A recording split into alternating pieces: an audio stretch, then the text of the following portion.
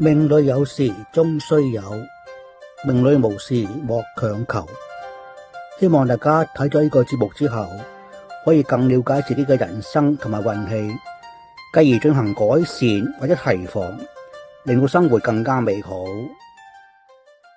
大家好，詩畫人生又嚟啦，我係你嘅主持東東，謝師傅你好啊。東東你好。係今日去到第6集啦 ，CP6。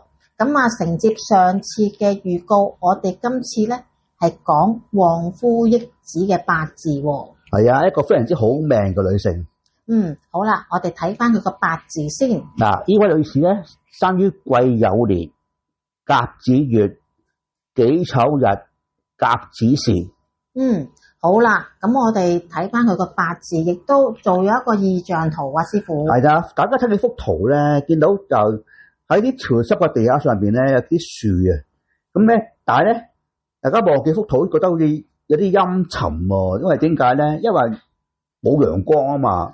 係啦，睇翻佢個八字咧，其實佢係欠火嘅喎，就係咪因為呢一樣嘢，所以個意象圖就比較陰沉咧？係啦，冇錯啦，因為火係代表陽光啊。咁你如果你喺一個森林裏邊或者一個公園裏邊，你冇陽光，咁自然又覺得係陰陰濕濕咁咯。哦，明白。咁咧可以睇翻咧呢個八字嘅地支先。嗱，我哋見到咧係有2個子水嘅，咁可能大家都會有個疑問啦。咦，子水應該係咪有啲水喺度？但係個意象圖咧就好似冇乜喎，點解咧？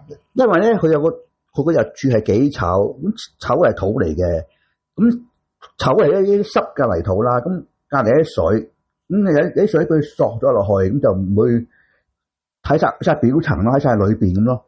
所以大家可以再細心睇翻個意象圖咧，其實佢個地下咧，令地嗰啲地方咧係一啲水嚟嘅，濕濕地好濕潤嘅。冇錯啦，冇錯啦。咁呢個八字有個特點嘅，就係話咧，我見到佢有2個甲啦，有2個子啦，咁甲己又係相合嘅，子丑都相合嘅，咁天地都多合咯。好似上次我哋都有講過啦，多合者咧就疏者皆親。係啦，即係行到邊度都多朋友嘅。哇，呢個真係恨都恨唔到啊！係啊，好人緣咯。咁啊，所謂識人好過識字。係啦，冇錯啦。好啦，咁啊，睇完意象圖，我哋又睇翻首詩啊，師傅。首詩就係咁講嘅：財星有力，富延綿；旺夫之命，福由天。美貌智慧才兼備，羨煞旁人盡讚言。夫榮妻貴人仰慕，適逢體弱病窩前。心臟肝膽腸胃弱，杜康能把健康延。好啦，睇翻首詩咧，我哋睇翻第一句先：財星有力，富延綿。係啦，咁大家見到啦，就係話佢係己土人啦。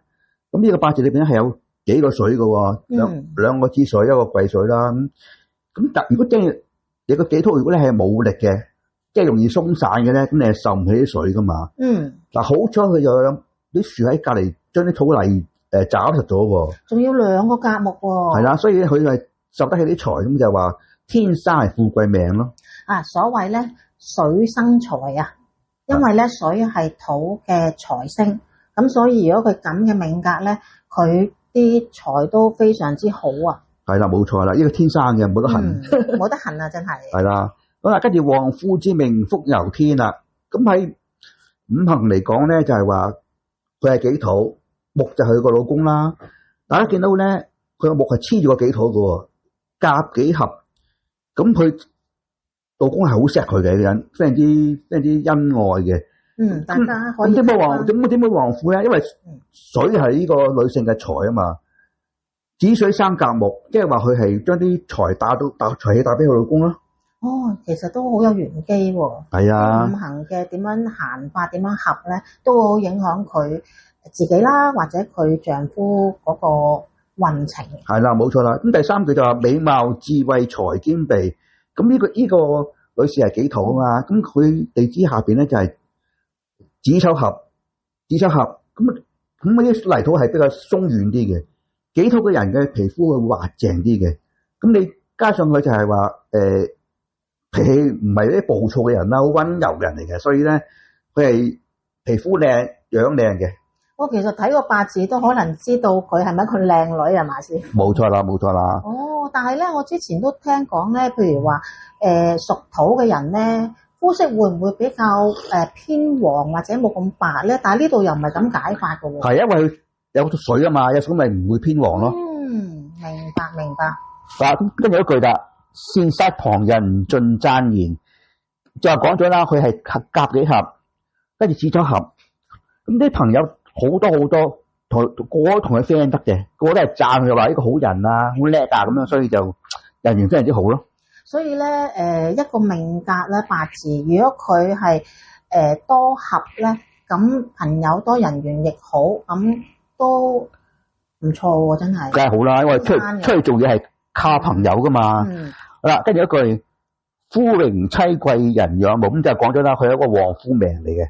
佢老公娶咗佢，自然會行運，所以個個都話哇你好好啊，好好命啊咁咯。所以咧，你話係咪出面啲人講話啊？你娶到一個旺夫益子嘅，就對你個運所有或者係財啊，任何嘢都好，其實即係可遇不可求。冇錯啦，一個旺夫個女人係好難揾嘅。咁又想問啦，題外話，咁係咪其實佢嫁咗邊個就旺邊個咧？